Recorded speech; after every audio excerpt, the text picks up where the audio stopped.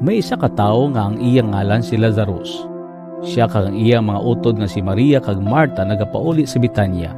Si Maria nga ini amo ang nagbubo sang pahamot sa tiil sang Ginoo, kag iya dayon ginpahiran sang iya buhok. Ang iya utod nga si Lazarus nagamasakit. Gani nagpadala ang mag-utod nga babayi sang balita kay Jesus nga ang iya pinalangga nga amigo nagamasakit.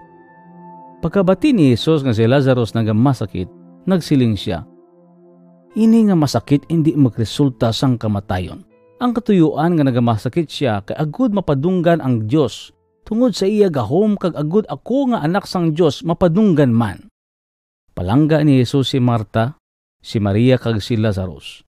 Pero ginpaligad pa niya ang duwa ka adlaw pagkatapos nga iya nabalitaan nga si Lazarus nagamasakit.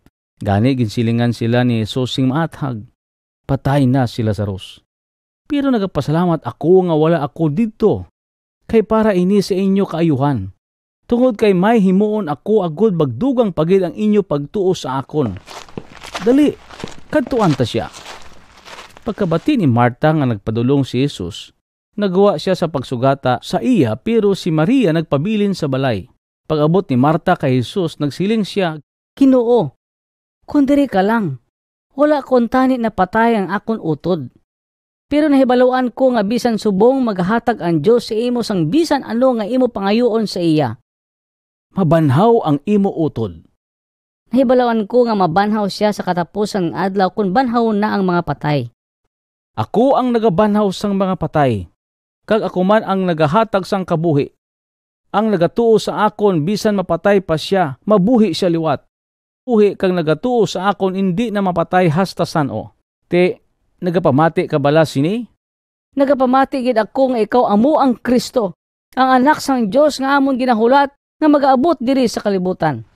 Sa paghambal sadto ni Marta, nagbalik siya sa ila balay kag gintawag niya ang iya utod nga si Maria. "Hari na ang manunudlo kag ginapatawag kaniya." Pag-abot ni Maria didto kay Jesus, nagluhod siya ka nagsiling, "Ginoo, kun diri ka lang, wala kong tani na patay ang akon utod."